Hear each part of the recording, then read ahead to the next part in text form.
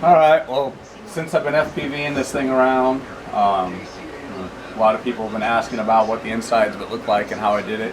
It's a good opportunity to show you what Q500 looks like on the inside. On the outside, this is just a regular cheapy Amway antenna. Unscrew it, you can see the top of the VTX here, and then this is the camera on the outside that I'm actually seeing through. Everything else has been removed. This is a crash tore up Q500. So let's go ahead and pull this thing apart. Should have all the screws out of it. Be careful when you're popping it up. You got to make sure that the update cable's loose. And once you get up so far, the GPS, Velcro's still holding for that. And then the GPS unit is the next thing right here. And you want to just reach down there, carefully grab the plug, don't pull the wires, and pull it up. And then inside here, this is the VTX. It's just a little Amway, that's 200 milliwatt VTX. This is all just pretty basic stuff. It was designed as a quickie kit, so I didn't really just build a mount or anything for it. It's hot glued. This is the flight camera, also hot glued in. You can see it down here. Flight camera runs up to the VTX, that sends a video signal. This wire here is the power for the system. The power for the system comes off of the stock. I'll just get everything out of the way here. This is the plug that goes down to the Seago 2, 2 Plus, or 3 camera. It's basically the Yuneec Y-bus data stream, and positive and negative, it goes straight to where the leads are on their flight controller. So it's, you know, 11.1 nominal voltage, 12 volts. So you need to have a system, whatever VTX you need to have, needs to be safe up to at least 13 volts. It needs to have good power filtering. This particular receiver or VTX that I use, I really like. It's clean.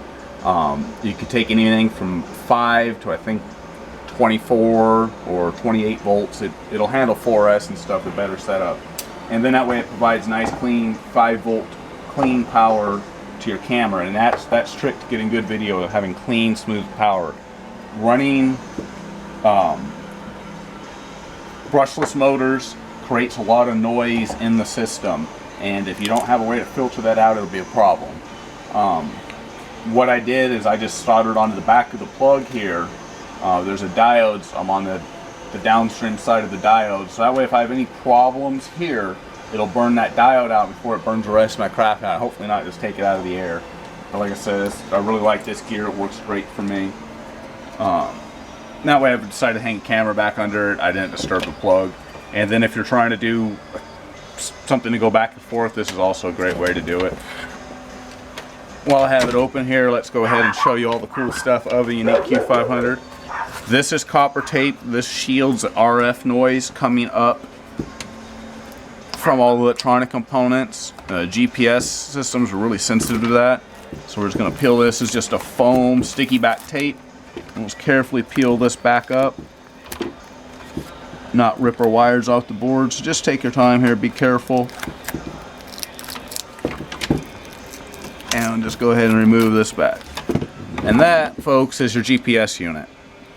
And there's also under this here, there's a barometer. I'm not going to dig it out because I don't want to disturb the tape.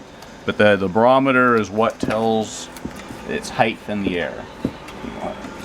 Put this back on here. And down inside your Q500, you have the receiver unit, and the flight controller, the compass unit are the main components of the Q500. Early 500s had the compass unit down in the leg. That was a problem if you're in snow or wet areas because the moisture would affect it. The compass unit is just a magnetometer. It just reads what magnetic north is. The Yuneec moved it later on up to the nose area to get it away from everything. That was a nice spot for it. But cameras and VTXs create noise, so I didn't want it around there. This is the next safest spot. So I moved the puck for the magnetometer, the compass unit, back over into here. I used hot glue and double-sided tape to hold it in place so it wouldn't affect anything. There's no metal out there or anything.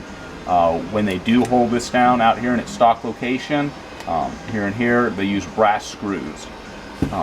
So that's, you need to bear that in mind. You don't want to put in magnetism. Also, to do this, I had to move one of the radio antennas. Stock, one comes out and just lays out here, and the other one goes up and lays up here next to the compass unit. I don't want the noise because the 5.8 and 2.4 are separate. You want to keep them separate.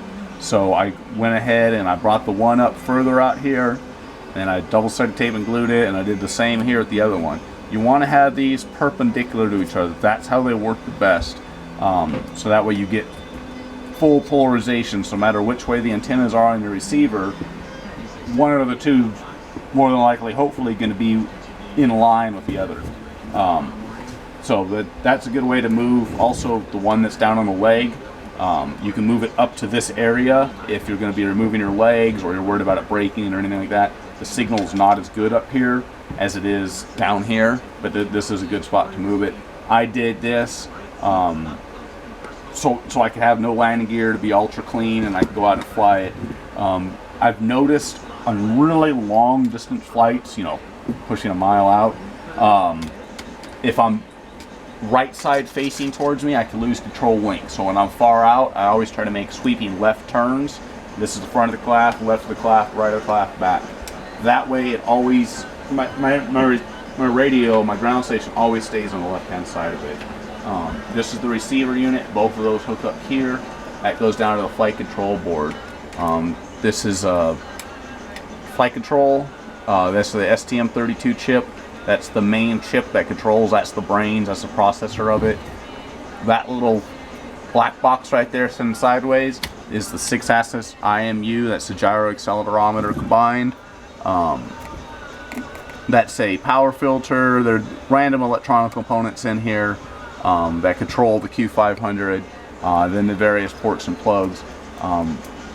Be mindful when you put this stuff all back together. It lays in there nice.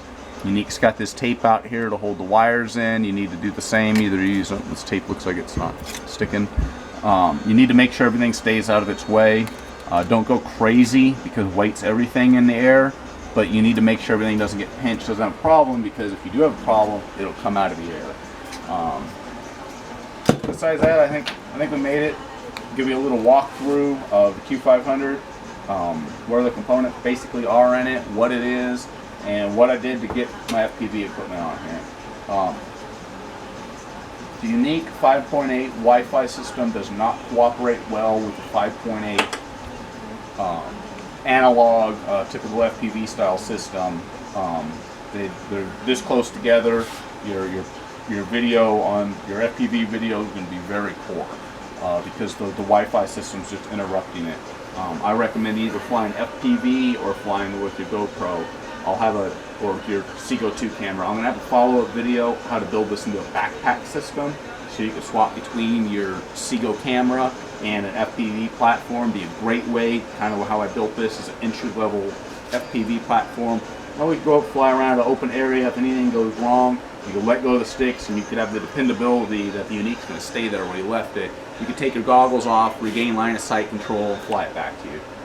So it's a cool little platform.